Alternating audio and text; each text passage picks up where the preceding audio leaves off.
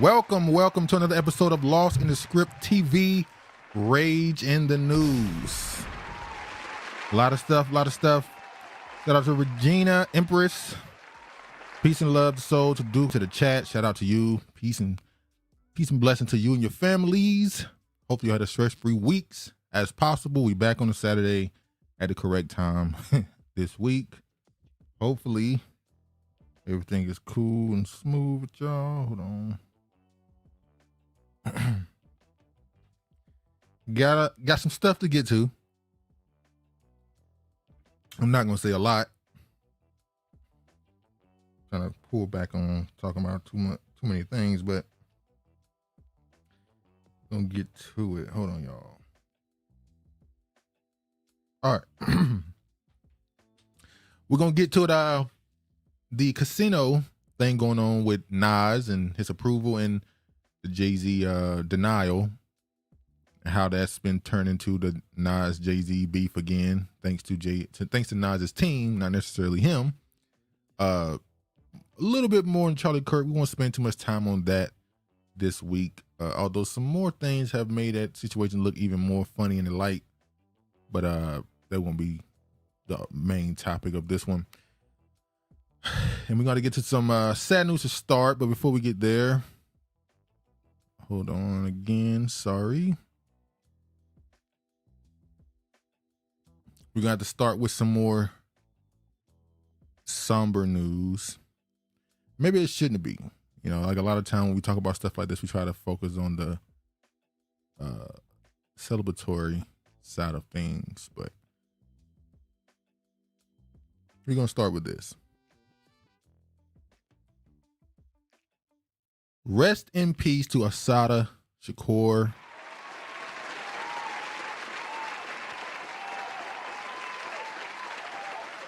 Assata Shakur died at 78, convicted revolutionary found refuge in Cuba.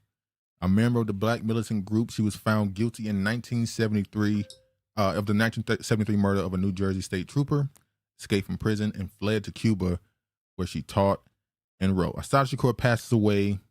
I'm pretty sure y'all know the story. Once a Black Panther turned a member of the Revolutionary Army, Black Revolutionary Army.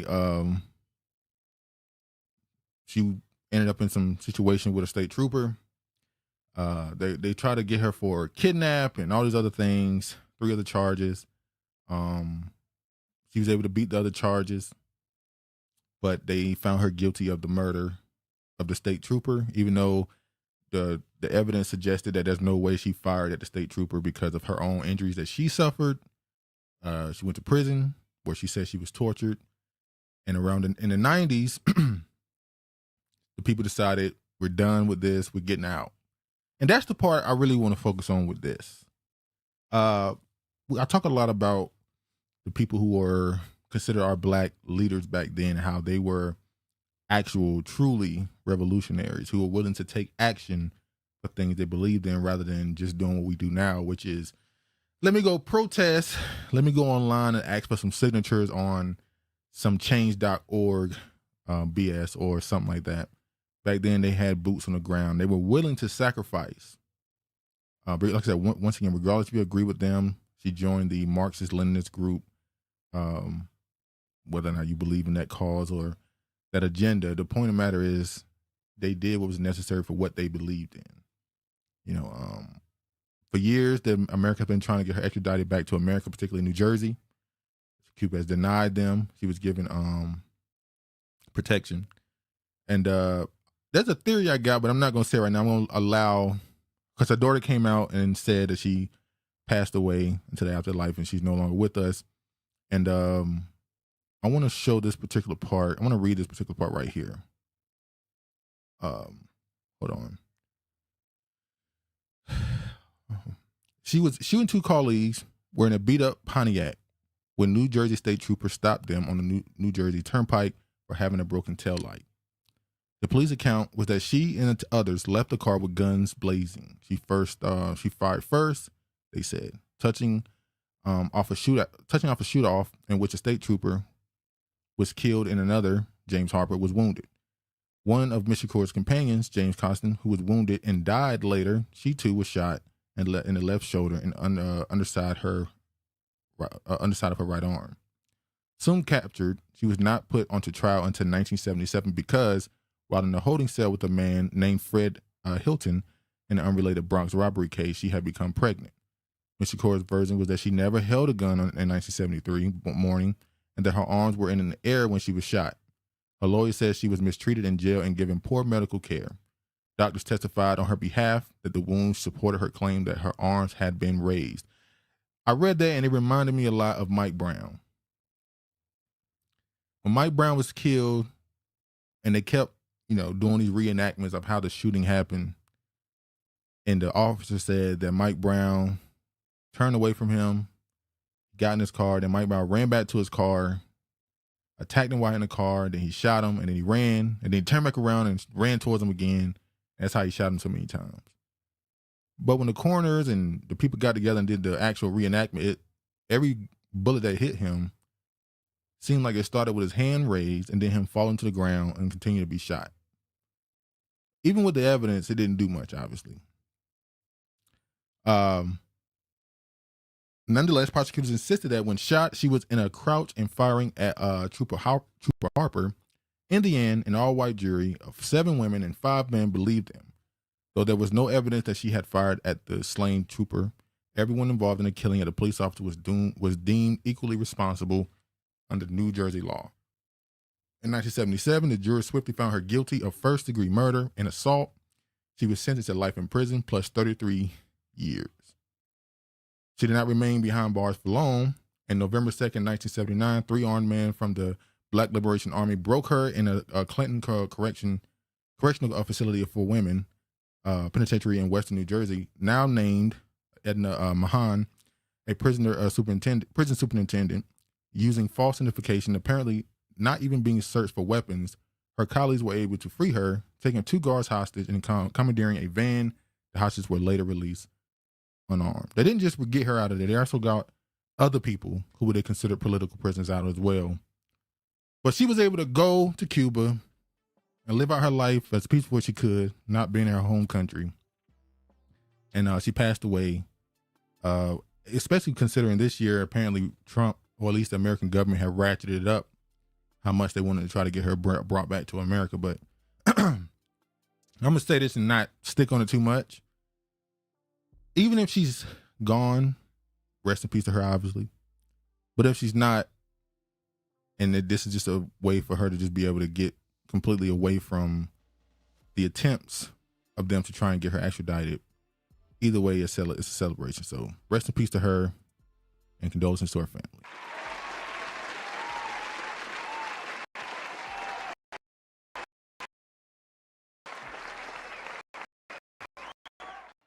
Virginia's and blessing to her life and her times and her attention. Agreed. All right. Now to this, less news like that. We're gonna go to something less serious. Nas and Resorts World NYC casino proposal receives unanimous approval in Community Advisory Committee vote. Now I'm gonna give this some hand claps. How you doing?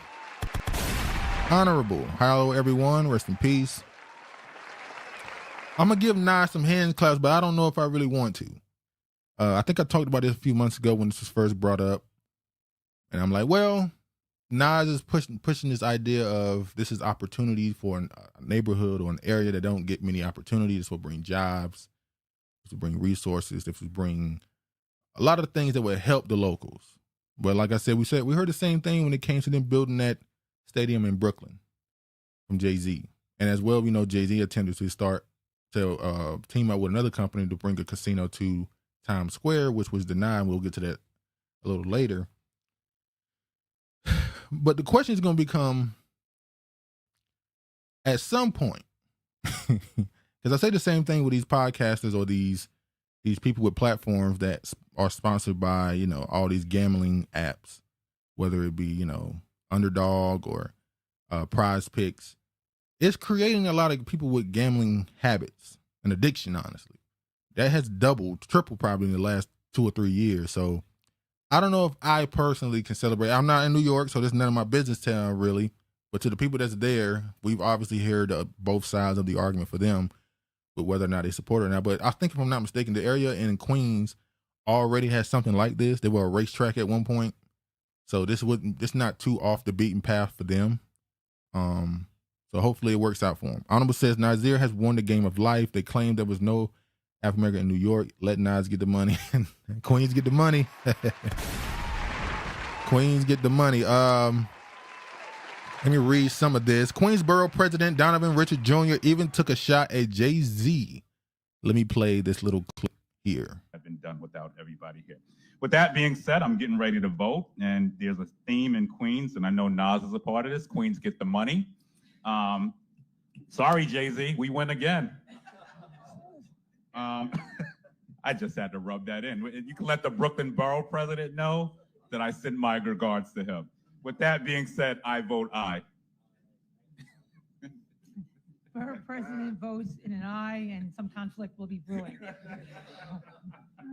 I'll move a little away from you. Next up is myself, representing myself as the State Assembly. So obviously they voted aye. Now this was like a little jab, little joke, but it did lead to people thinking the Jay-Z fans, I guess I would call them. I would say supporters. The people who supported the idea of, Jay-Z's business partners and him being able to open a casino in Times Square. But the reason why Jay-Z didn't get it is because they say this is by Broadway. We don't want to disturb that area. The tourism that Broadway receives already, we don't want to mess up that. So there's no way this is getting through. But it also showed that it wasn't just Jay-Z's and his partnership that was denied. It was 3 others, I believe, or more. So it was a situation where all the other ones were denied. This is one of the few that made it through. Although one is in Queens and one is in, Times Square, so it's a little different, but still. But he sent a little shot, and people were making a think about that. But here, Jay-Z and Roc Nation's bid to build a Times Square casino denied by a community advisory committee. The Times Square casino, backed by SL Green and Caesars, was denied in a 4-2 vote. Jay-Z and Roc Nation's dreams of bringing casino to Times Square appear to be dashed following a meeting with the community advisory committee, which denied the bid in 4-2 vote against the potential NYC casino on Wednesday. Roc Nation and its partners, SL Green and Caesars, needed the board's approval to move forward with potentially being granted one of the 3 open licenses for NYC casino. The denial has put a major roadblock in the process that all be killed in a potential proposal. Honorable says, a great example of why local elections are important. Strange that Jay-Z would be on the casino project for years and not have its own people in one of those 6 seats. Well, he was also trying to buddy up with Mayor Eric Adams. So I think he thought, hey, if mayor, I think if I'm not mistaken, he actually during Eric Adams' campaign when running for mayor, it was Jay-Z was one of the people that put a good word for him. Told people to go out and vote for him. So I think he thought, if I got the mayor of this area, if I got a mayor on my side, the people that's cool with him might be cool with me, so I might be able to get things through. But obviously, Mayor Eric Adams has burned a lot of bridges, and that's not really a good name to be attached to, seemingly in New York right now. So, yeah. Craig Council said once they build a casino in Queens, all the black people are going to have to move to either Atlanta or Houston. What up, Craig? They're already doing that. Thanks to Eric Adams.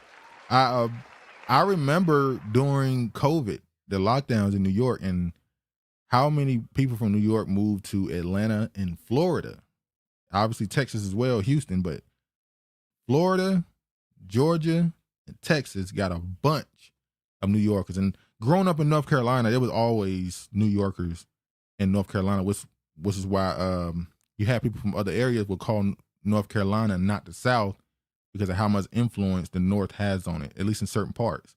Talking about North Carolina is right there by, Virginia. You go up to Virginia, now you up to Washington, you go all the way up. It's like, it's more East Coast. But no, it's the South. But growing up in North Carolina, I'm not gonna say a lot. There was always a person from New York whose nickname was New York. Honorable says, does all these reveal how calculated the Carters are for the picture with Trump daughter floating around. Maybe so. How much influence does Trump still have in New York? I wonder. I know obviously he's the president of the country, but I wonder how much people in New York are still, publicly or even privately doing big business with Donald Trump, taking his word on things or something. I think just because of the lawsuit that he ended up winning at the end when they repealed that money he was supposed to get, was it $400 million? I think he's just not doing, especially when talking about casino. I don't think they want to deal with Trump when it comes to that right now. We're going to get to Trump, by the way, later on with his money, the dealings he's doing. He's going to be worth a couple extra billion by the time he's out of that seat. All right, but let me play the response to Jay-Z and his partner's attempt to get a casino being denied. You know it. We met the standard and then some, and the only one with courage to stand up is the governor and the mayor appointees, and everybody else runs and hides. Go run and hide. Because what you did, the benefits you denied this community and this city and state, you have to live with that history forever.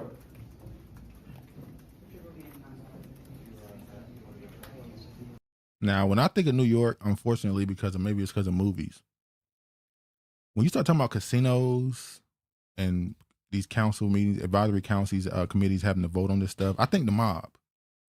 So now I think one person might have had better relations with these mobsters, whether that be the Italians or the Jewish mob, whatever. Somebody had better relations with these mafia type people. They able to get things. I don't know. New York is still, to me, that northeast area. Even when you go to Chicago and stuff, I think cartels and mafia still run those places. Just much quieter now, obviously. But he didn't get approved. His mans was mad about it. And like I said, I don't know if I support a casino, but like I said, I don't have to live there. The locals, well, we'll see. And by the time this is put up and is being pushed out and marketed and stuff, we'll see how it impacts the people. They will be very quick to let us know whether it's helping or not. As much as it might bring jobs, it might harm small businesses, because a casino is not just going to be a place to go gamble. They're going to have restaurants in there. They're going to have all type of. It's going to be it's supposed to be a mega place. It's not just gambling. It's going to be a whole resort type thing. So, what happens when the local mom and pop places is losing business because people would rather, the tourists who come to the area would rather go to, these establishments inside this casino area. What happens when the people who work at these mom and pop places decide to go work to get the benefits at this casino place? Now not only are you losing customers, you're losing people that want to work for it. Then you can't even afford to pay for them because you're losing workers. So you might put a lot of people out of business, and I don't know. We'll see. We'll see. Another quick story I want to get to is something that's been bubbling for a couple of weeks, become a big story. Arnold says, we do not care what happens. Why wouldn't you care what happens to your people? I mean, I would imagine that area is going to be a nice concentration of black people that's going to be impacted. We should care. But then again, the point is to get them, as Craig said earlier, to leave anyway. We saw like last year there was supposed to be a lot of people moving back down south anyway, so maybe this is to speed that up. But anyway, now I want to get to this. Is this yes? This David story. Anonymous says again, they claim no African Americans are left in NYC. They still there. They're still the majority. They just not loud about it. And they're still going to be impacted. But back to this. David, the singer. What police seized from the home allegedly tied to David amid Celeste, I think it's her name, Rivera Hernandez death investigation. This is one of those cases that should be cut and dry. I mean, this story popped up for me when the same time everybody else, obviously, when it first was brought out. I didn't know him, never heard of him. Didn't think much of it when I saw the headlines. I just kind of kept scrolling. It just kept popping up, people talking about it. And I started seeing more people in different spaces talk about it, and then I realized, I got a grip on people. This is one of those stories where it's so obvious that you start to get curious about it. It's something ain't right. I understand that the obvious answer typically is the correct answer. It's like when a husband or a wife is found dead or something, the first suspect is their spouse. When a kid goes missing or something's wrong with them or something happens with them, the first suspect is the parents. Typically, those are the people who did it. Most crimes are committed by people closest to them. It's not typical that a stranger does something to a stranger. But this seems so obvious that you can't help but be like, it's something afoot here. You mean to tell me, now he's a young dude, he's 20 years old, so it is what it is. But you mean to tell me that a dude allegedly committed a murder, put the person's remains in a vehicle that's registered in his name, a Tesla, left it somewhere, received tickets on it, it finally gets impounded, and then somebody puts in the word that some smell is happening. They go check it, they find this person's body, they identify the body, and they attach it to him. That's so stupid that I want to believe that it's impossible. He has songs. What's the song? Romantic Homicide, which was written way before this. That it's supposed to be an analogy or allegory to him killing somebody, but really means killing a memory or a relationship. It's not supposed to be a murder, but the video is depicting an actual murder. Then he has other songs of him admitting that he did something and apologizing to his parents and his brother and his sister. It's just crazy. Then I saw an interview that somebody brought out that he's saying he has multiple personalities, which is always something that these people in the industry say. With Beyonce is Sasha Fierce, with Kendrick Lamar is Kung Fu Kenny, a Dot. All these celebrities got multiple personalities they do in their music. It's supposed to be just artistic, supposed to be a way for them to bring creativity to their music. But I always thought it was much deeper than that, because they all got one. It's something deeper to me at that point. But he said he has this evil side to him that he wishes would kill people and leave breadcrumbs for his sane side to find out about. And then you listen to his music and all this other stuff, and it seems like breadcrumbs. Like, come on. Either he's a complete sociopath or a psychopath, or this is the most blatant cover, or this is the most blatant setup in history. Regina says, yep, I'm familiar prior to this allegation. PSYOP after PSYOP after PSYOP, but to what end? Craig says, never heard of this nigga until the story broke. Never heard of him. And apparently he has one or two big songs with hundreds of millions of streams. He's popular on TikTok amongst at least a segment of an audience, which, and this is just me and my mindset now. Anytime I see something like this, I think rollout. But this grew so much, it had to, at some point, you gotta say, okay, it's not a rollout, clearly. But his numbers only went up. His streaming numbers, his profile numbers only went up. People are going to listen to the music, obviously, because the music content seems to be linking it to this young girl that he apparently harmed, he unalived. So I don't know. Honorable says he don't seem distressed enough about this for him to have risked it all to lay up with a child. That's what I'm saying. Apparently he was a streamer or a gamer, and he had this girl on the stream multiple times. They knew about her. She was public with them. I don't know if they were dating or not. I don't know. Apparently they were. And another thing, and people don't want to say this because when a child goes missing, and especially if they're found deceased, you want to have some, empathy, sympathy for the grieving parent. But the mother comes out and says, my daughter's boyfriend was named David. And everybody's like, see, it ties her to him. And I'm thinking, cool, but also, how don't you know how he looks? Like, you should be able to say, yeah, that's him. It shouldn't be his name was David. It should be, yeah, that's the dude. That's the dude. You don't know, all you know is his name. You don't know how he look. You don't know how old he is, nothing. And she was able to, quote unquote, be dating him. Now, I have to say also, because there's a lot of theories going on about this with his people that's thinking he's innocent, that this was apparently a 13-year-old girl. And apparently, Honorable just said he's 19 years old and 12, 13 is crazy. But apparently he was 17 originally when they first met. He was 17, she was 13.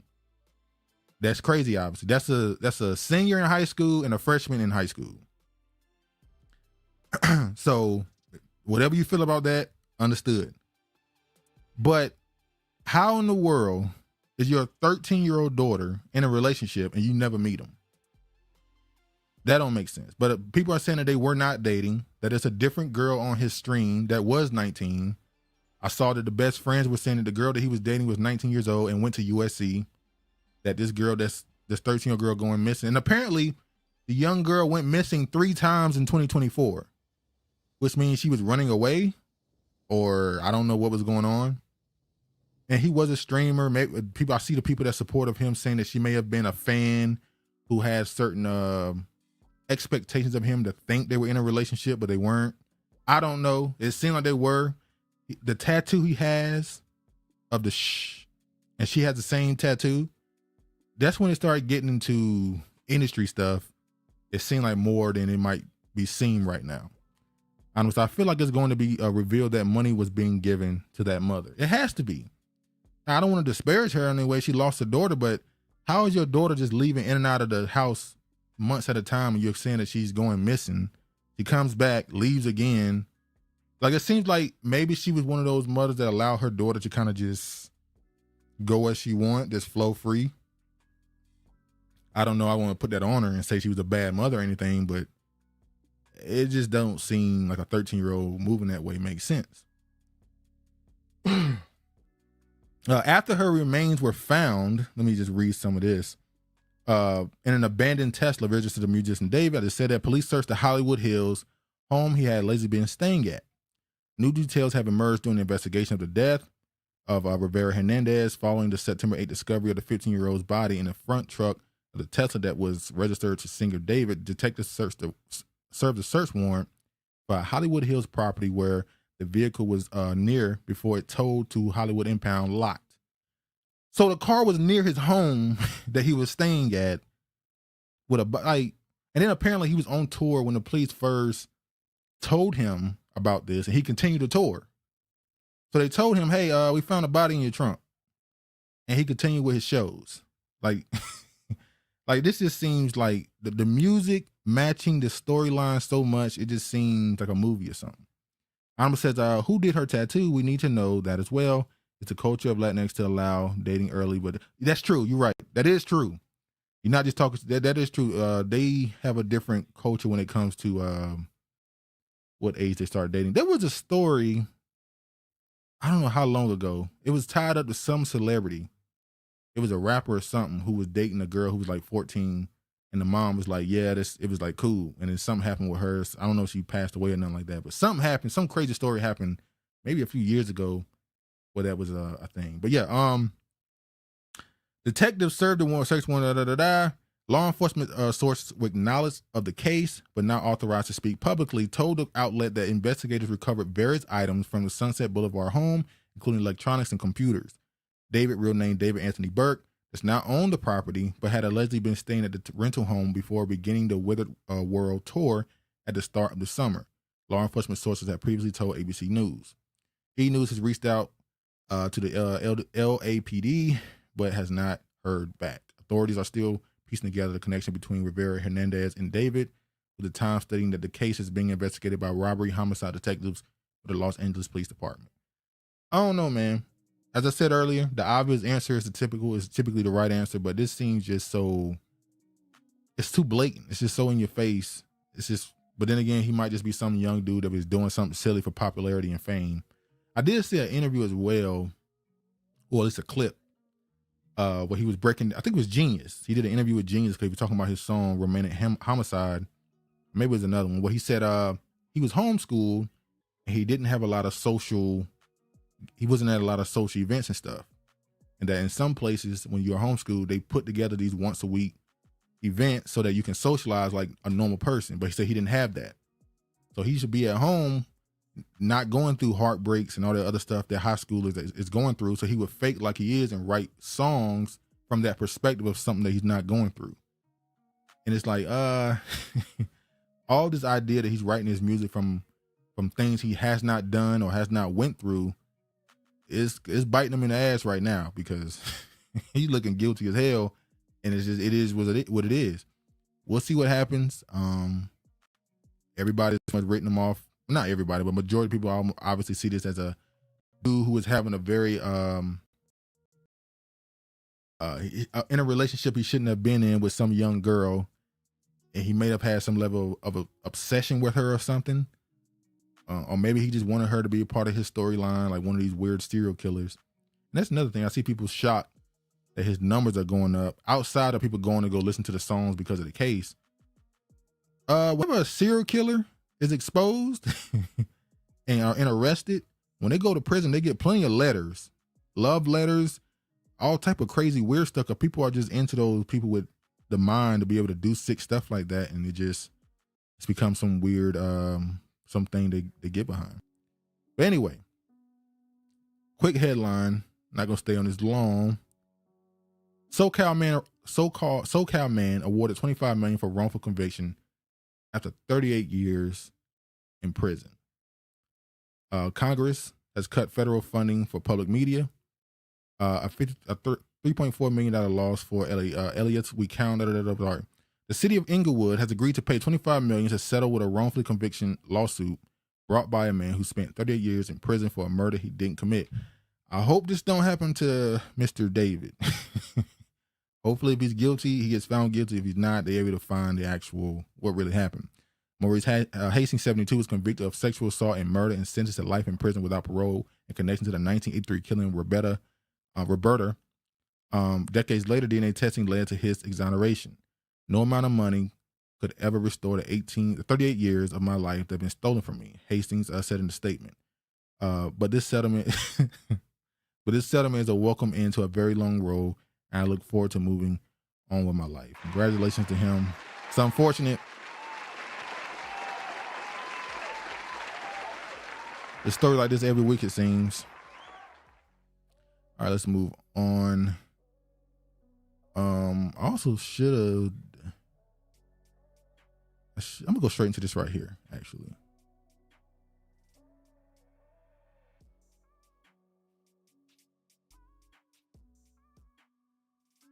Craig says 38 years, damn. Honorable says, where's the white woman that was help him get the money?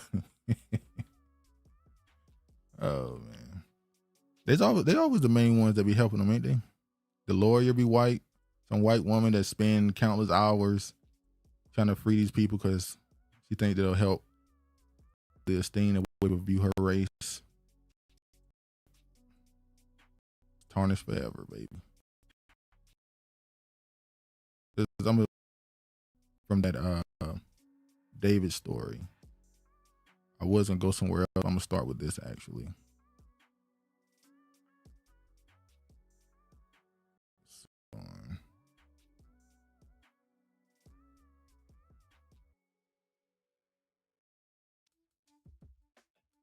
All right, we good now. Virginia, yeah, they tend to be pale juicies. Regina. Oh, pale juicies. Oh, okay. I see it. Yeah, that's typically it. All right. We're going to go here. Since I'm talking about the David story, let me go ahead and go here. Sixth body found in Houston Bayou as cluster of death raised concern. Community on edge as city faces sixth Bayou death in 2 weeks. So there's apparently a serial killer in Texas. Houston police recovered a woman's body from the water near downtown Houston late Thursday night. The sixth body found in or around the city's bayous in just 2 weeks. Alarming cluster of discoveries has sparked growing panic and rampant speculation about the possibility of a serial killer lurking in Houston's waterways. At approximately 11:30 p.m., authorities responded to a call reporting a person in the water near Commerce and Millam streets just off the bayou, according to the Houston Police Department. The grim scene was first spotted by a group of scooter riders who alerted police. Houston's dive team, recovered a woman's body, but her identity remains unknown, and the cause of death has yet to be determined. Officials say the Harris County medical examiner will release the details once the autopsy is complete. A troubling timeline of deaths in Houston bayous. Monday, September 15th, 2 bodies discovered. One was confirmed a University of Houston student, Jade Sage, found in Brays Bayou with no signs of foul play. The other was recovered near Greens Bayou and ruled a natural death. Tuesday, September 16th, a body pulled from the White Oak Bayou caused death pending. Thursday, September 18th, witnesses saw a person jump into Buffalo Bayou near Jensen Drive and Navigation Boulevard and never resurfaced, ruled a drowning. Saturday, September 20th, body found in Buffalo Bayou and North York Street. And Thursday, September 25th, latest victim found near Commerce and Milam. All these being in the bayou is kind of crazy, but then again, it could just be the news finding a way to cause hysteria to get clicks. The fact that one of these people literally saw them jumping in the water clearly means that they didn't get killed. They just jumped into the water. But this is what I was talking about, how they're able to create a storyline, but now they keep blaming the internet for putting these things together. And it's possibly true. People just see another body found in the bayou, another body found in the bayou, and they just start saying, oh, there's somebody killing these people. It's a serial killer. When you could easily just say it's not a serial killer. One of the people literally jumped into the water. The other people, at least they said it, signs of no foul play at least. So we know when they say that, it doesn't always mean that's true. And obviously, if any spokesman comes out, especially somebody like the mayor or somebody in some level of policy, they're going to say it's not a big deal because they want to lower the level of panic. They don't want everybody acting crazy. So, but that is kind of crazy. To this, we go to this story. Trey Reed's family calls for independent autopsy after he was found hanging in a tree. Police say video exists. The family of Trey Reed is seeking an independent autopsy following the Delta State University student's death on Monday when his body was found hanging in a tree on campus at a press event at Living Faith Miracle Temple Church of God in Christ in Grenada late Tuesday afternoon. Vanessa J. Jones, a Jones law firm of the Jones law firm, who was representing the Reed family, told the media that the family is still waiting for answers. The family does not know exactly what happened on September the 15th of 2025. She said, we are seeking answers from Delta State University. We're seeking answers from the coroner's office. Now, this story, as I read it, became a little bit less curious to me because it sounded like what was always going to happen. Apparently, the police, when they first found the young man's body, when they told the grandparents about it, they told them that they found him in his dorm. And they didn't. Obviously, they found him on a tree. But I can't get mad at that because I'm pretty sure that part of the reason, if you don't want to think everything is just nefarious and all that lies, it's kind of hard to tell a grieving grandparents that, hey, we found him like this, rather than trying to soften the blow a bit by lying and saying we found him in his dorm. It's not saying that's right, but when I read that, I was like, that kind of fits what would probably happen. You want to try to soften the blow as much as possible. They said that they went through, they didn't find any foul play, no broken bones, no bruises and injuries. And so now you got the people in charge that's trying to get in front of this because they know how it looks because of the history of this country. So they're trying to get in front of this and say, hey, there's no foul play immediately. Before they even do an autopsy, they're letting it be known that's not what it is. So that was the wrong thing to do, obviously. Excuse me. So their actions has made this story blow up more than it should probably. Delta State University staff discovered Reed's body hanging from a tree in 7:05 a.m.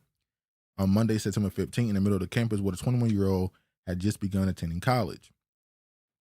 Hours after his discovery, Delta State University Police Chief Mike Pillar said in a press conference that no foul play was currently suspected. The same day, two officials from the Boulevard County Coroner's Office said Trey Reed had no other visible injuries that would indicate an attack prior to the hanging. And also a reason why this became a bigger story outside of the obvious reasons is after the Charlie Kirk thing, apparently there was a bunch of threats, calls into HBCUs on college campuses. So now a week or two after that, a dude pop up hanging in a tree at a college campus is like, they look kind of crazy. I'm gonna say he looks LGB, struggling to navigate white spaces. We have to stop wasting people's time and resources for these unalivings. Everything in a conspiracy. Don't understand they hide how they found him. Yeah, I agree. I don't think there's much of a conspiracy behind this one, in my opinion. If something comes out that changes it, because now the family want an independent autopsy, then okay. But this seems like an unfortunate young man who was struggling with, life. But that led to all that, and I agree. You said you don't understand them hiding how they found him. When you're talking to his grandparents, and the level of shock it might bring to them, because somebody came out, NAACP representative came out and said, Black people don't do this, and it's like, y'all got to stop that. It's obviously a bad thing, but there are some Black people who commit these type of things to themselves. Like, it happens, unfortunately. But there's Black people that struggle with their mental health. Like, it happens. So to come out and say that this don't happen, Black people don't do this, is crazy. You're not really helping the problem. Craig says, was this the white man fight back? No, not this one. I don't think so. And proof of that is this right here. Because it wasn't just him found. 2 Mississippi men were found hanging from trees. What we know about both investigations. So the other one was a Caucasian man who was found hanging. And now the difference is, in the case with the Black young man, the police found they had to come out immediately and say that there was no foul play. There seemed to be no injuries. Everything seems to be, unfortunately, he committed suicide.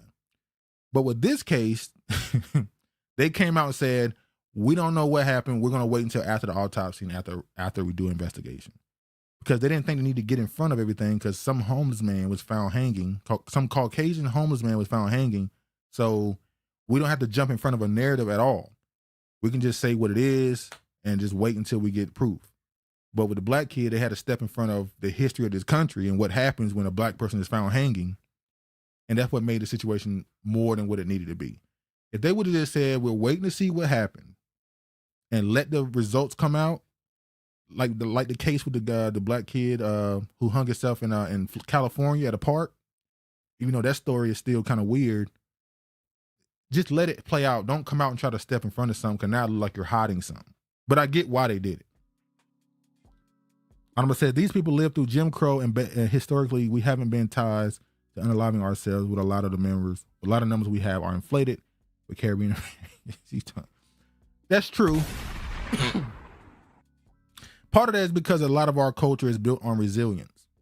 So as a Black man or Black woman, when you're going through something real tough, it's like, man, just go to sleep for a couple hours. It's like, just put your head down and go to work and make your money. It's other things. Like, it's too much bad stuff going on to think that what's happening to you is so bad that you should do something to yourself.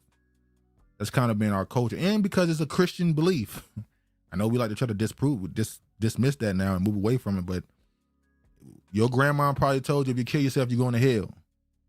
That's been a part of our culture since forever. So now this is just something that wasn't accepted in our community. You even doing something like that, even thinking about doing something like that, no matter how hard it is, there's no way you do that. So, it's a cultural thing. But it does happen. So saying it don't happen, especially in 2025 when most of the people ain't tied themselves to no religion or nothing, that's not a smart thing to say.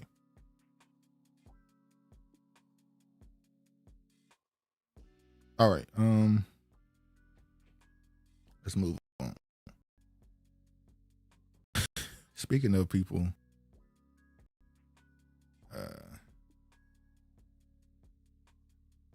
culture. Hold on, y'all.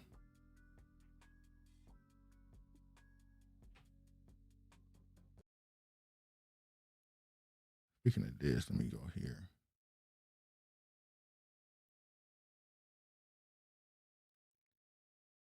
Charlie Kirk's image could be printed on new U.S. currency. When I first saw this, the first thing I thought is, oh, they killed him. The first thing I thought when I read this, oh, they killed him. There's just too much on both sides, by the way, Democrat and Republican. There's too much going on with this Charlie Kirk thing. Like I said, I understand you saw somebody get assassinated or killed live, well, not live, but you saw somebody get killed on video in front of the internet and it was posted and talked about. I get it. To a lot of people, it's shocking. We ain't seen something like that since Kennedy? An actual assassination attempt that succeeded. But come on, man. Put them on currency? Oh, y'all did something. Y'all had something to do with this. There's no way y'all doing this for votes. There is no way. And I guess maybe this Charlie Kirk thing to a particular demographic in America, these right-wing, conservative, supposedly Christian people, they are have super strong opinions on this. And so both sides of the political aisle are trying to soften it up a bit by just playing up to it. Just, oh yeah, this is wrong. We should give them a currency for it. We should give them a day of celebration and all this other stuff. Like, come on. Like, the second they started comparing him to Martin Luther King, the second he was like, all right, we know what's going on here. Adam says they have literally had to use black trans to act like black American women were increasing and unaliving themselves in the past few years. That's true. That is true. Regina says Charlie Brown Kirk is the biggest psyop of 2025. Has to be. During COVID, and then during the Ukraine situation, and even during the new Gaza-Palestine thing, the propaganda they push to the American public and how different sides of the aisle fall for one of the two. Like, you have people who have strong opinions against getting the shot for COVID. And those same people fell for the Ukraine bait somehow. And then the opposite people who were for the shots were against Ukraine. And then you bring in Israel and Palestine, and it's like they flipping sides. And now you got this. It's like they find something every few years or so to just get the parties to just flip their opinion on certain things. So now the conservatives, who were super pro free speech, want people to be deplatformed and fired from their jobs. And the liberals, who've been saying that, hey, your words, your hate speech has consequences. You can say what you want, but it has consequences. Now they're saying free speech should be all the time and we should never lose our job for what we say. It's crazy. Adam says, please say this is a joke. It's starting to look like they couldn't start a war to align the nation, and this is the next big thing. Maybe that's a way to look at it. With the Iran or Russia situation, they couldn't get people to truly support that. So now it's like, hey, we can find a way to split this up with this here. But like I said, when I saw this, I thought, oh, they had something to do with it. I never paid MAGA much attention to Regina, but this story has made me realize how there are a bunch of average, bitter, losing white male mofo types mad at everyone, blaming others for their inadequacies. That's why the name of the show this week is Rage in the News. Anger, rage. They are mad. That's what I already knew it existed since Trump got in office, because that's part of the reason why he won. They're mad. They're angry. I realized it even more after this Charlie Kirk thing. Like, they are mad. Like, they started talking about how the second Charlie Kirk got killed, they immediately started talking about race war. Like, we about to pop it off. And then they found out a white person did it, and they said, hey, we should forgive him, because we're good Christians. It's crazy. Craig says, counting or not counting gang violence. Pop. Oh, man. All right, let's get to this. Two Republican lawmakers told Fox News Digital they plan to introduce legislation to honor late conservative activist Charlie Kirk by printing his image and name on nearly 500,000 new silver dollar coins. Why it matters. Kirk 31 was finally we know how he died. News and videos of Kirk assassinations quickly swept through the country, with people immediately mourning his death and leaders and prominent figures across the political spectrum condemning the violence. The bill calls on the U.S. Treasury to print 400,000 silver dollar coins with Kirk's face on them. Republicans, representatives August of Texas and Abraham Hernandez of Arizona told Fox News, in addition to Kirk's image, the coins will include the message, "Well done, good and faithful servant." These so-called Christians, they such fake Christians, bro. These people are fake Christians. They were beating somebody's ass because they said something bad about Charlie Kirk. That's called idol worship. You're not supposed to do that. Y'all call yourselves patriots. If you're a Christian, you're supposed to only have loyalty to to the Most High and to your fellow brothers and sisters within Christianity. But anyway, the same thing as the Muslims, the Islam. They would be minted with the year 2026, his full name on them, according to Fox News Digital. Flunge, who is the chair of the Republican Study Committee, has expressed his support for Kirk and his desire to honor his legacy. He described Kirk as a conservative titan in an email statement to Newsweek, saying that Kirk deserves permanent recognition alongside our nation's greatest leaders and influential figures. And that's when we start getting another way. I don't say, is Candace messing up they play? Yes. Candace is saying something is fishy. As she said before, she's a curious, nosy person. So when she get an itch, she gonna keep looking and asking questions. And they've already called her all type of anti-Semites and stuff for her point now that he began to criticize Israel. She messing up the play right now. And I'm gonna show y'all another reason why. Speaking of these Christians, by the way, I'm gonna say last words being anti is so entertaining. Protect your neck. Did you see his company name has been trademarked by a black man? For real? Petty. Negroes is petty. But did y'all hear that the rapture was supposed to happen Tuesday? Apparently, all over TikTok in particular, they were saying that the world was going to end, or at least the rapture was coming on Tuesday, thanks to some so-called Christian pastors. Obviously, it didn't happen. At least we don't believe it happened. That's the joking is. I see a lot of people joking, oh, the rapture didn't happen. It was a lie. Well, if it happened, you wouldn't know. If truly there were people, if the Most High came and got his chosen people to take them before stuff pop off, you wouldn't know if it happened because you wouldn't be one of the people if you're still here. But anyway, on TikTok, Christian evangelicals were under the impression that the rapture was due on Tuesday, but the day has come and gone without divine judgment. And then they started talking about it and joking on him. Honorable says Turning Point is owned by a black man and he donates earnings to the black organizations. Good job. You know they made his wife the CEO of his company now. Oh, what up, Brilliant? They made his wife the CEO of Turning Point USA. I don't think that's going to work out well because people don't, that side of politics, they're done with the whole being led by a woman thing, I think. So we'll see how that goes. She's people making jokes. I regret to inform you that I have not been raptured.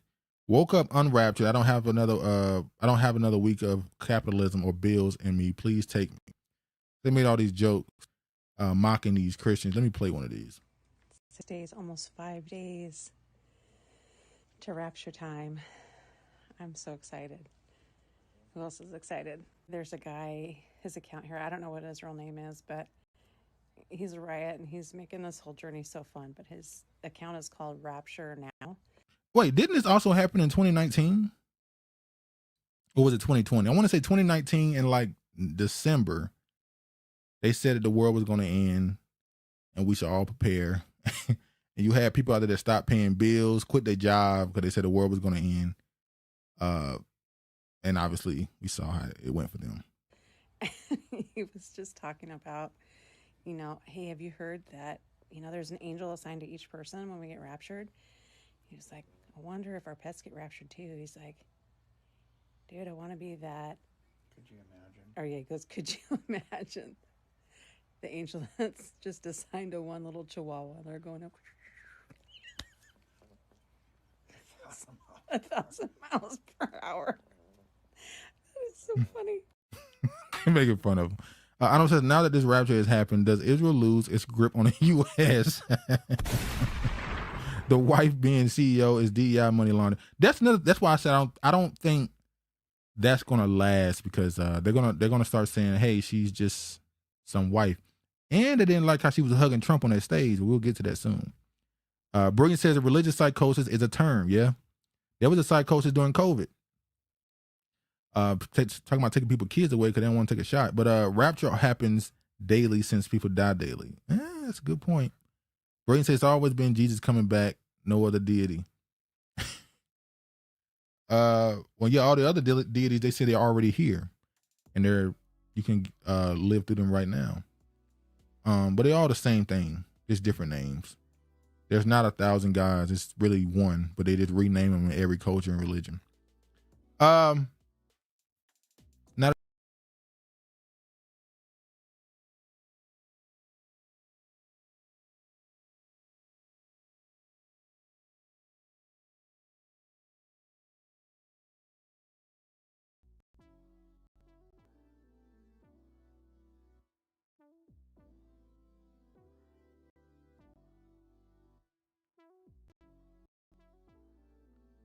All right, I should be back. People are now saying this story right here is not what it seems. Let me show this. Texas student reenacts Charlie Kirk's assassination, expelled from university. Let me play this here.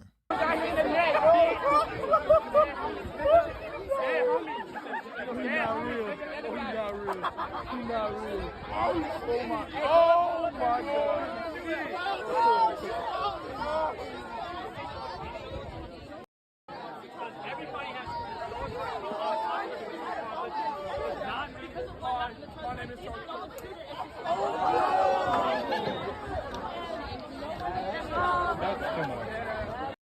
So now apparently he was expelled for this from the college.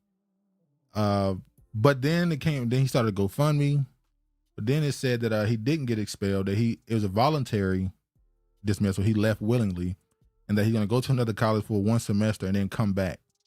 So I guess the school felt like there was some pressure on them for this, so they just told him to step away from the school for a semester, go somewhere else, and then come back. And now the Charlie Kirk supporters are mad because they feel like they got played. They thought they won something, getting him expelled, but it didn't go quite as they planned. But then let's get to this conspiracy here. We won't be on this long. I'm gonna read through this pretty quick. This is Charlie Kirk's widow, right? She was Miss Arizona 2012 for Trump's Miss USA pageant. Her mom worked for the Department of Homeland Security and has ties to the Department of Defense. She was a millionaire before marrying Kirk and now has amassed his fortune and media empire. People are saying that she is one of the most powerful women in America, and fans are even encouraging her to run as VP in 2028. The same way I didn't know how much influence he had, I didn't know who the hell she was.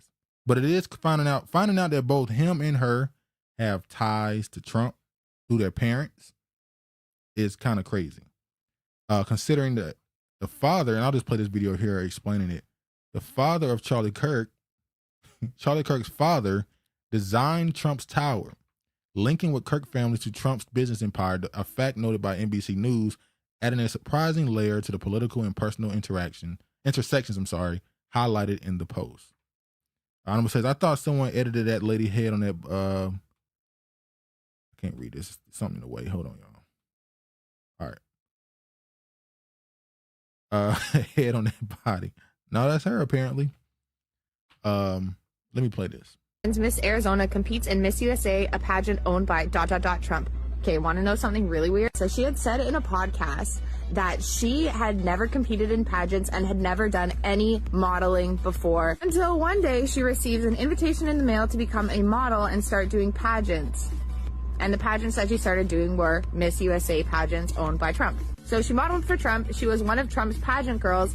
But did you know that she was also a casting director at the same time that she was doing all of this stuff for Trump? Now, she doesn't specify on her website if she worked as a casting director for Trump, but around the time that she was claiming to be a casting director, she also owned a ministry that was working with the U.S. military in Romania. The area in Romania where she was operating this ministry had a bunch of locals accusing these evangelical ministries of kidnapping children and trafficking them out of the country.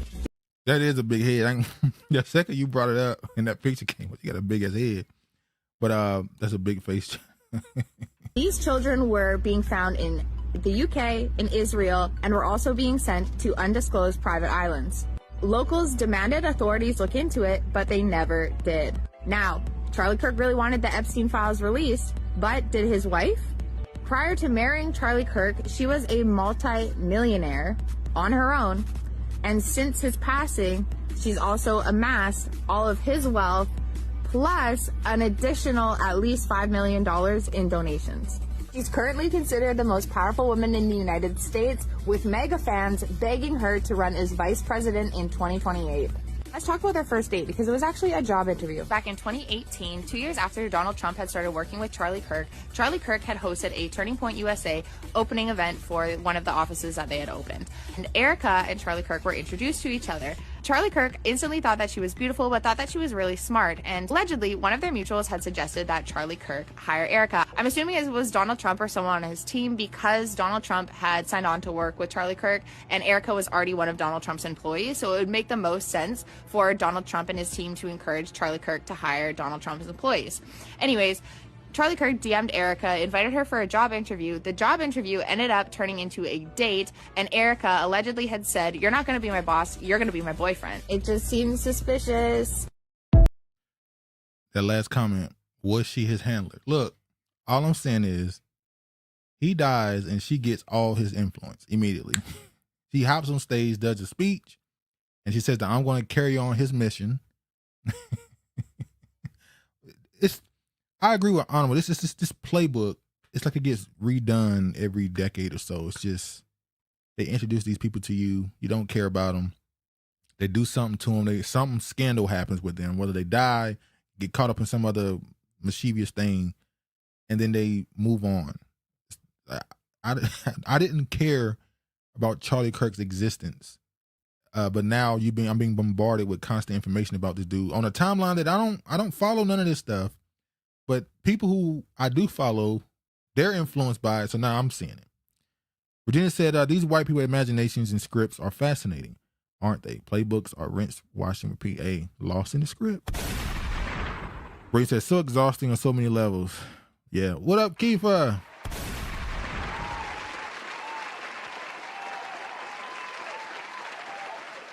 Honorable says, powerful how? Where are the real old white racist American women to block this madness? The real white people.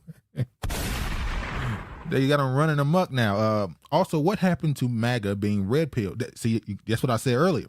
They cool with this woman being in leadership. LOL. No. I told you when they saw when Trump got on stage with her and she hugged Trump, they didn't leave. They didn't even like that. Those incel white red pill dudes. Her being named the CEO of Turning Point, they don't like none of this. That's why you see these theories coming out. They're saying, oh, she was his handler. She was controlling him. She was stopping him from telling the truth and all this other stuff.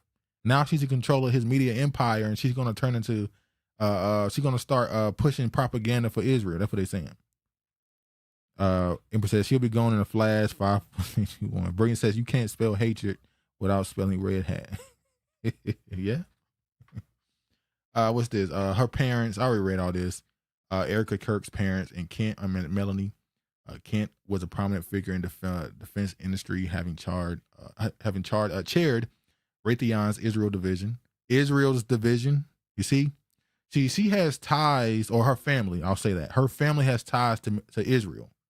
So I would say, even though he's a defense person, he might just be in for the money. He's probably got some pro-Israel beliefs. And apparently Charlie Kirk didn't. He was starting to criticize them on certain things. Even though he was pro-Israel too, he was coming out talking shit about the Palestinians, mocking them getting killed and stuff. But maybe he was turning.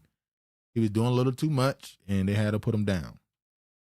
But anyway, yeah, that's pretty much all we got from this. Raytheon's, including the Iron Dome, what America paid for. The background is less publicly detailed, but her family has been noted for their connection to the conservative and pro-Israel circles. Erica's upbringing in this environment, combined with her own public roles, has placed her at the center of the discussions regarding influence and alleged covert operations.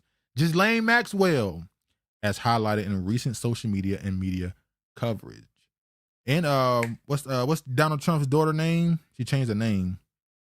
Whatever her name is, the one who married the dude, had to change her name. And also, this story also reminds me of Les Wexner, the person who started Victoria's Secret, with the idea that she was working for Trump as some type of casting director while being a model. It's very Les Wexner written in it. Virginia says the memorial was more like a Klan rally, and that dude, Stephen Miller, delusional, extremely. I'm saying, you're right, Virginia. I don't see her having a staying power behind this. Drop the book and go away. She got a good 3 years along with to us with the Trump administration. Yeah, we'll see. She might pivot. Speaking of that, let me show this right here. Because these MAGA dudes who are, they're still looking for interaction and engagement. Yeah, the Jewish window, Ivanka Trump. That's her name. She changed her name to something else though. Ivanka. She changed it to let me look it up.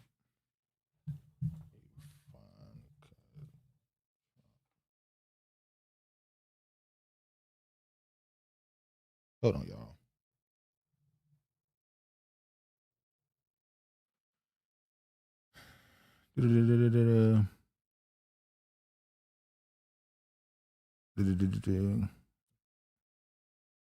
Jared Kushner. Yael Kushner. That's it. Yael Kushner. That's her new name. She got a Jew, so-called Hebrew name now. But these dudes, I guess MAGA supporters, went onto a HBCU campus to quote unquote have a discussion. Yeah, Yael Kushner. Yeah, that's her Hebrew name. They try to do that same thing that old buddy used to do back in the day, that changed my mind thing, which is really popular for him, but other people try to copy it and they don't hit the same. On their posters they have DEI should be illegal and deport all illegals now. Let's talk. They went on HBC campus, a so-called debate. I don't know how they thought this was gonna go. So they went up there with this on, and then this happened. The supporters invaded our HBCU. What is going on over here?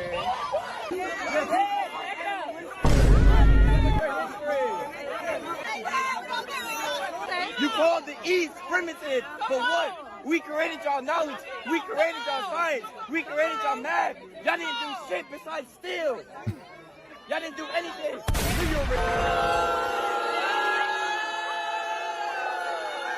You guys didn't make shit. You guys touch children. You guys fuck. Showing them the door. We walking them to the door, y'all. I don't even know how they got on campus. We gonna figure that out, but I don't know. They need to get like a trespass, penalty or something, because Sending them off.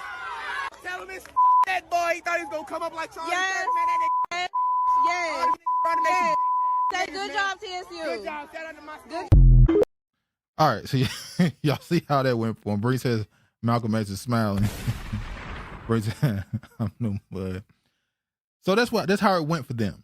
Now that's from the perspective of the black people. You came here on our campus. You don't have a pass to be here. What are you doing here? We don't want you here. Leave. But you also gave them what they wanted, unfortunately. They came onto that campus to cause a ruckus, and you gave them more than what they wanted. You showed up in droves, quote unquote, threatening them. The police had to escort them off campus because they're not supposed to be there, honestly. But the police had to escort them off the campus. And now they're saying, oh, we were ran off by a mob of black people. You came on a campus you're not supposed to be on, and we, quote unquote, ran you off like a mob. This is all they wanted, though. This is just bait. Brilliant says that I'm no Muslim, but I'm sure he is. Almost said, why are racists still talking about DEI? It ended. They have nothing else. They're going to be running on black fatherhood for the next 3 years also. Yeah, the reason why they said they went on a campus to talk about DEI is because they want to convince the people who've been brainwashed why it shouldn't exist. And it's like, well, it's already gone. The Supreme Court got rid of DEI in affirmative action. There's nothing else to talk about. You convinced the Asians to help you. Now they ain't getting what they wanted out of the situation. Why are you on a campus? What is your purpose of being here other than what it obviously is to cause a reaction, to get clicks online, to make your name, to try and grow a platform? It is what it is. It don't matter, but you doing this don't do nothing. Debating people on something like DEI and first off, why would you come to a black campus to talk about immigration? Like, what are we talking about? Although I would say maybe he feel like there's enough immigrants on campus that he would actually get a debate out of them. I don't know. Let's see. Oh, this was let me read this. Virginia says the white guy is a bold mofo to go into a college campus where you earn your way to work to talk about DEI. Mofo. People paying tuition, all type of stuff, or people got to earn a scholarship, paying tuition, and you come here talking about DEI. Man, if you don't get on somewhere, as Young Thug said, man, watch out. Anonymous says, I prefer this response. They don't feel safe at PWI. LOL. Oh, one of them got popped. Yeah, you're right. But HBCU students need to play nothing but Wu-Tang Protect Your Neckness. That would have been petty and funny.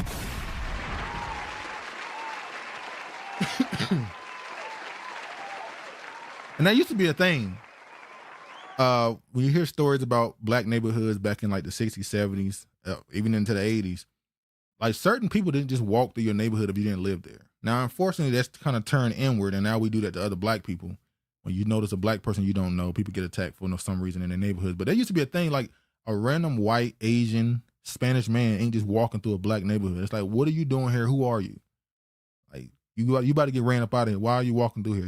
You shouldn't be here. But anyway, this MAGA rage baiters didn't come to Tennessee State University yesterday to debate. They came to agitate, disrupt, and stir up trouble. They weren't invited and were rightfully dismissed from campus. They played the victim. Now their followers are flooding TSU's social media platforms with hate and despicable comments.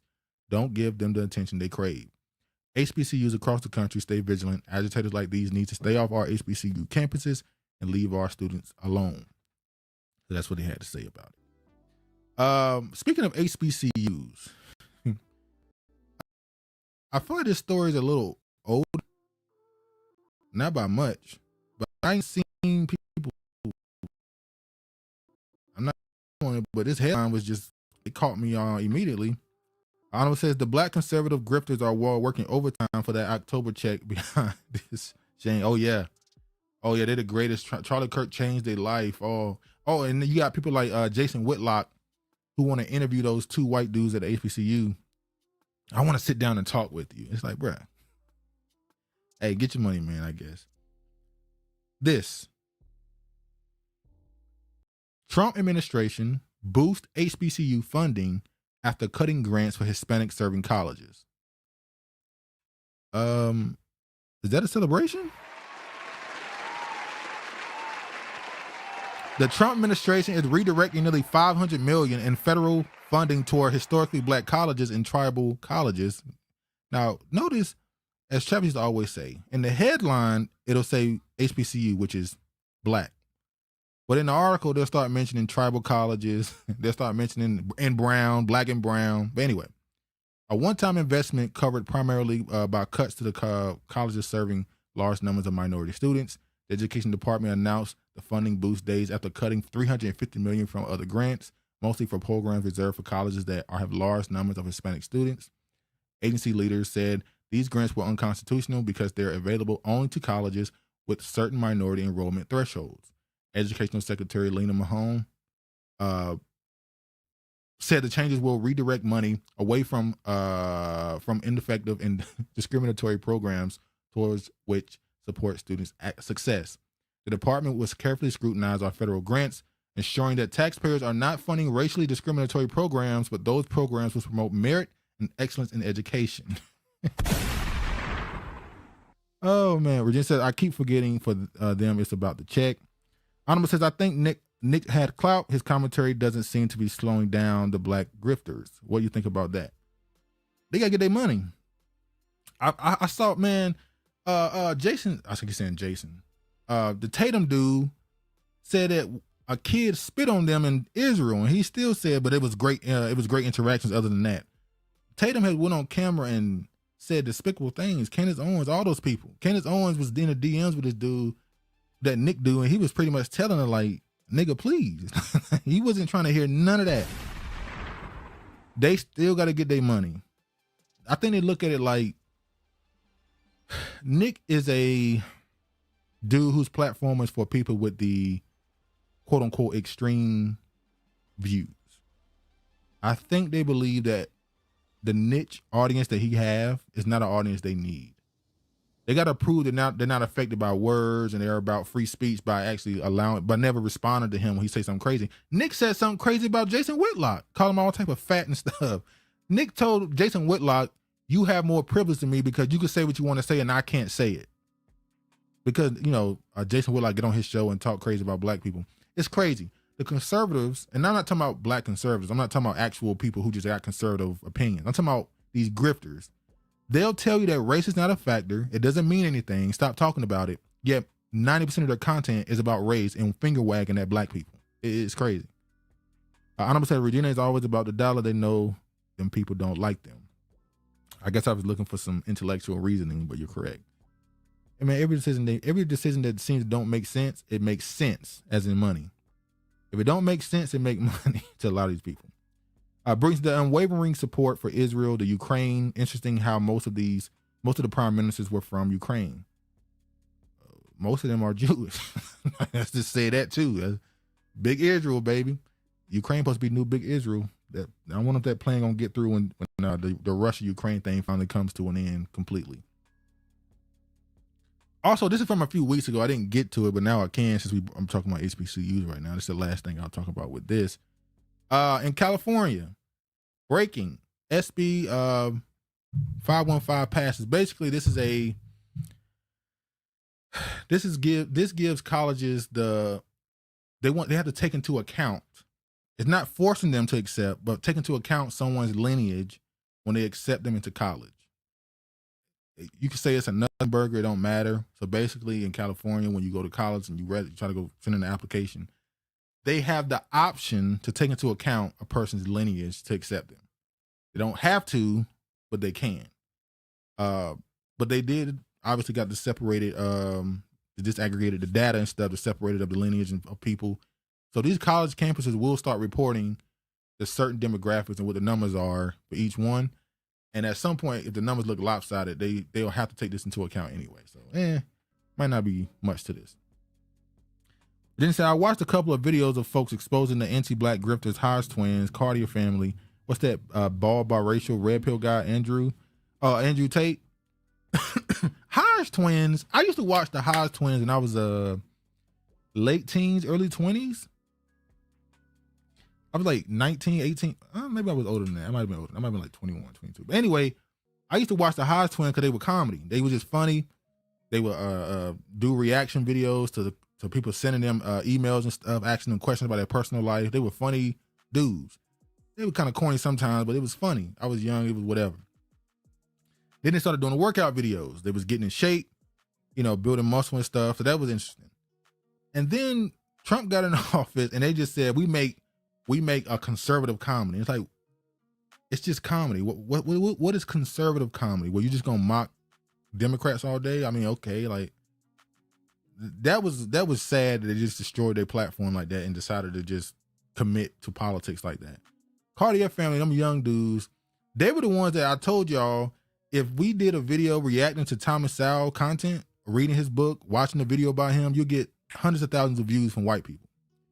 White people want you to like that man so bad because he says the things they want to say that even if I know what he's saying. Some of the stuff he says is common sense. Other things I disagree with. But if you disagree with him, they look at it like you're wrong. It's like you just don't know what you're talking about. It's like, all right, bro. And Andrew Tate is a troll. Don't take Andrew Tate serious with nothing he say. He is a troll, internet troll. Everything he say is trolling. Him and his brother. Brain says college is as dated as MySpace. It's about that way now. At this point, if you go to college, like remember like 10 years ago, everybody was telling people, go to college, learn code. It's like, if somebody tell you to learn code now, like, buddy, you late. It's like, it's time for the new thing now. And then people are saying that those type of degrees shouldn't even be in college anymore. They should be in, whatchamacallit? It should be the same thing as plumbing and stuff. So why are they in universities? University is supposed to be for thought, not just learning something for a job. But anyway, I was shocked to see the Hodge twins have a whole dark-skinned black mama the way they go hard. Really? So it's their dad that's white? Because they're biracial. They did a DNA test. They're biracial. I didn't know that. I should have that when they put the hat on, that, those, what's called it, hats on, it kind of shows. All right. Alma says, come on, we like that. We need lineage to use the same verbiage they use for legacy admissions. This is a step in the right direction. We have to watch everyone claim to have black fathers next. Officer Tatum is another. He's the worst. He's the worst one. Asians are proof that degrees mean nothing in American context because they do nothing with the degrees. Yeah. It depends on what degree you got. They tell you to get STEM degree. STEM degree is where the money at, but even with that, You can't tell me to get a STEM degree and then tell me the AI is going to take over. It's like, well, you about to take that job away then. All right. Virginia said, yeah, I seen a photo of them with their mom, so it must be the dad. I guess so. I never seen their parents. So yeah, their mother's the black one. Yeah, their dad is white. Which is funny because they used to make content joking about their biracialness, saying that no, we niggas, we black, and now they make this conservative. It's kind of crazy. Anyway, I'm gonna play a few seconds. They're not gonna play the whole thing. I just really want the headline, but I want to make sure I give credit to Antonio Moore who did this. I want to say something after I play a few seconds of this. He says, white wealth will explode to $200 trillion while black wealth may collapse in nearly to nothing. This is Antonio Moore, I'm sorry. Everybody doing today? This is attorney Antonio Moore coming to you from Tone Talks.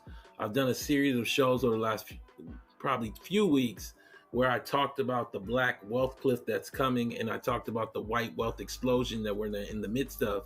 We're in the midst of something called the Great White Wealth Transfer, and there's $124 trillion being handed over. But I don't think people understand that white America just recently got that scale of wealth. When I say recently, likely if you're over the age of 40 or so during the course of your life. What America has done is basically transferred privilege and advantage into white bank accounts. They've done it through policy from estate tax. They've done it through property tax advantages like we see here in California. And many of you do not understand the world that you're living in. Now, I've seen people like him make this content before, and I agree. Obviously, there's a big wealth gap. But based off of how we've seen these people act publicly, they don't believe that. If you look how white people are acting the last decade or so, they don't believe that they're getting no money. They believe it's running out. Not only is their numbers as far as how many of them there is running out, they don't believe they're going to be passed down the wealth that they believe they deserve. If you listen to how these people talk on social media about buying a home and how much money it costs, obviously college, the debt they're in, they don't see this wealth you're talking about. I think when we see those numbers, we think white people rather than the 1%. Majority of that money is not going to the average person. So the average person in this country, Caucasian in this country, they're going to be broke. It's the top echelon people that's going to have all this money. And they know that, which is why they're ratcheting things up. That's why you're starting to see right wingers, dare I say, start to spew certain socialist opinions.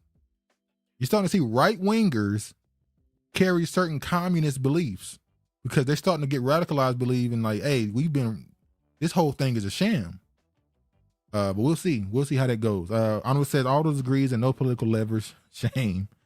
Well, Asians' political leverage is the good immigrant, tolerable. We just blend in.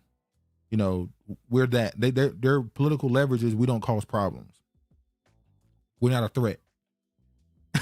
Arnold says, what is black wealth? I just found out that black spending isn't even limited to African Americans. So in 2025, what is black wealth? All those things will be separated, and we will find out. Brilliant says the white wealth transfer happened when all the white folk got home for $30K and black people were denied homes worth 1.2 million, handed down equity. That's true, but you got to understand a lot of these people, that happened. Their family was able to buy homes and land very cheaply and pass it down. And then those people came on hard times and sold those homes to banks, to BlackRock or whatever it's called. They sold those places to these equity firms. They don't own it anymore. So we're probably 2-3 generations in where these people don't own as much as they did outside of the top of the food chain. So I don't think as many people as we believe is getting passed or transferred this type of wealth or equity. Virginia says, yep, it's a small percentage at the top. Belief is a strong pill. Exactly. When you just see numbers and it tells you that, hey, the average income for a Caucasian family is $60,000 a year, but the average for a black is a 25. And it's like, yeah, those white people, they're looking at that number and saying, I don't make that. That's just because a lot of white people make millions. Or see, a small group make millions and the rest of us make 30, 40K like everybody else. But you know. Does his numbers account for all the government assistance whites have been getting, i.e. the farmers? He needs to rework his numbers. Too much has been revealed for the same narrative to continue. No, he bumped the numbers up. They said 124. He said 200. So I think he included it. He bumped that number. He bumped that number up. 67 million, 66 million, a billion. I'm sorry, a trillion. I'm sorry, because we hearing these numbers. We didn't say the word trillion 20 years ago. It's just said like it's just nothing now. Yeah. Anyway, let me go to this next story. Hold on.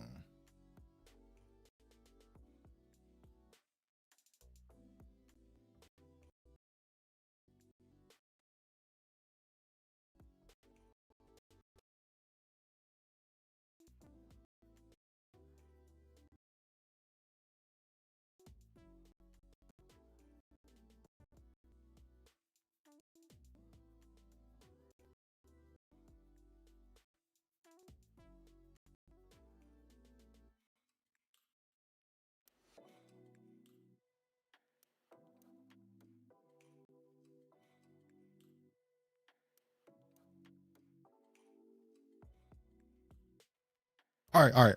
Sorry, the Dallas ICE facility shooting. You got them out here shooting ICE agents at these facilities now. Detainees. Somehow they try to tie that to Negroes, because every time something like that happened, for some reason, African American or Black Americans start trending. I told you, these people are mad. They are raging mad at Black people for some reason. But we know, in the good book, it tells you that in the end times, when they lose everything, they're going to blame you and say it's your fault. Honorable says, them white men ain't unaliving themselves for nothing. The numbers are a lie. That's what I said. I don't think that transfer is as big as people think. I think they're looking at the numbers and saying, we're cooked. The youth, the fact that you have 18, 19, 20-year-old white boys out here running to the far right wing and getting quote unquote radicalized and calling for a complete shift in society means they don't see hope.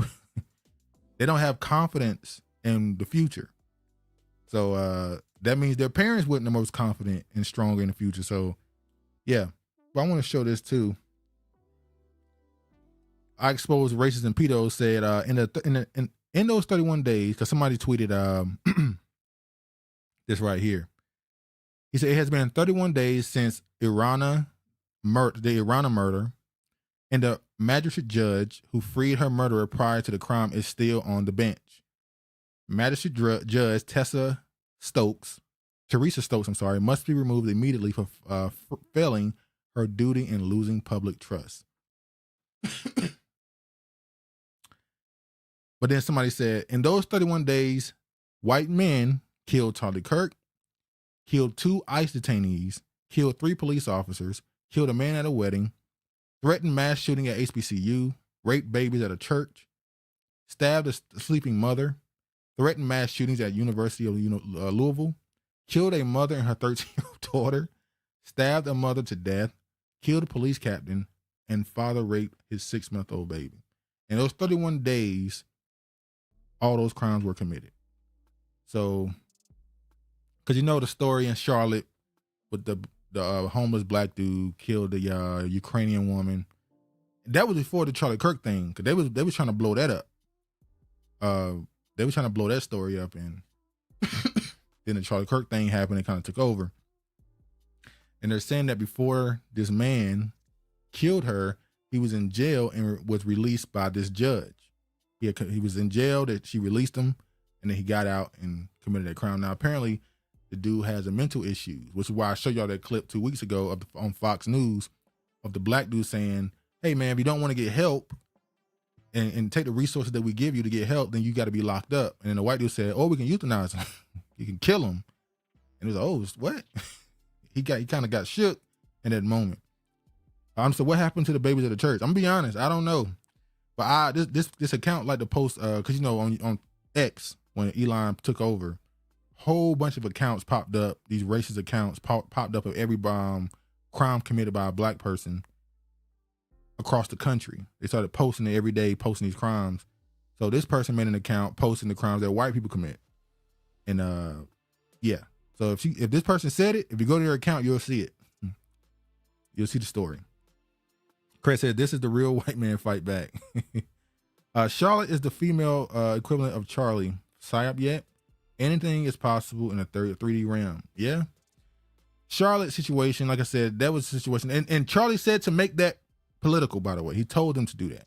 But anyway, and now they're doing it to him. Virginia says, everybody protects the white woman. The fact that nobody came to her aid is cap, and cap. Yeah. Yeah, they trying to use that story to start another race riot. And this is the last thing we'll do. It's the last one we'll do.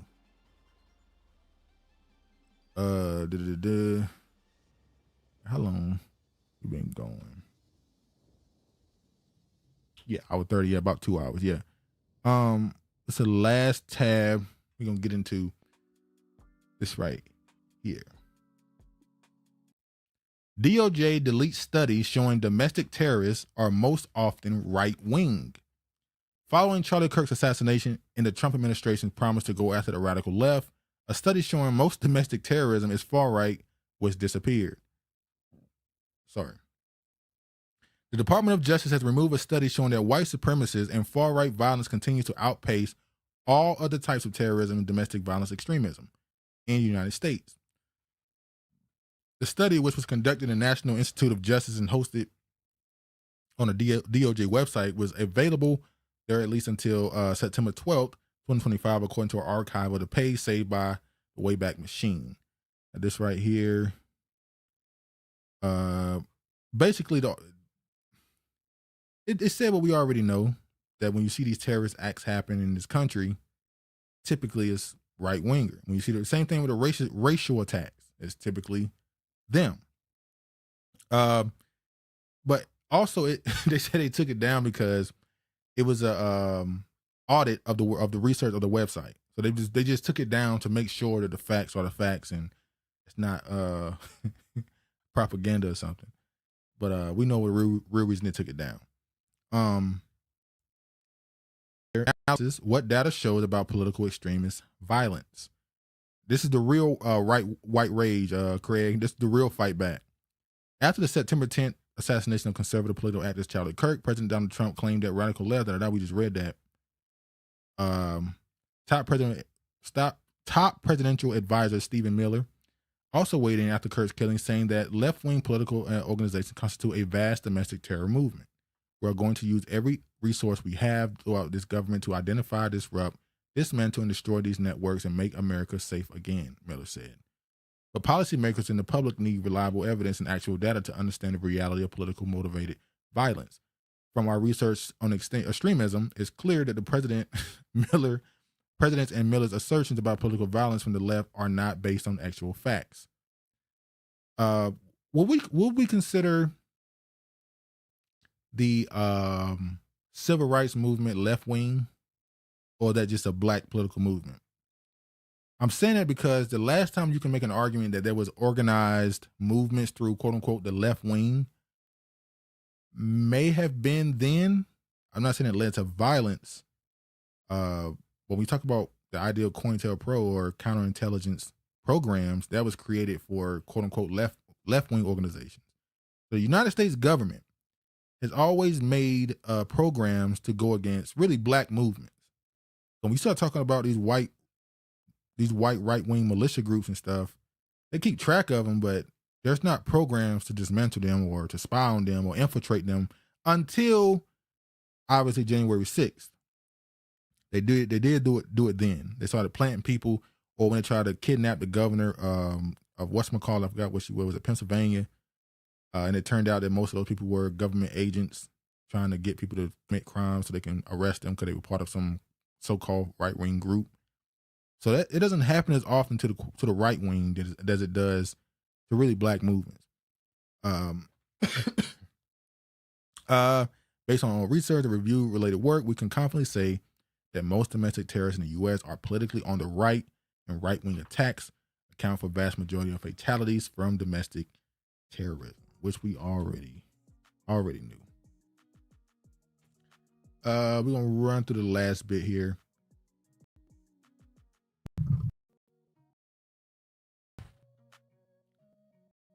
Does any worst bribery scandal since Teapot Dome? The UAE put $2 billion into World Liberty Financial, then got export restrictions lifted on AI chips. Nothing to see here. Move along. I'm just showing this to say, well, Trump has been in office especially this time, getting his money right. So, World Liberty Financial, that's Trump. That's one of his business of his family's. If you look at here,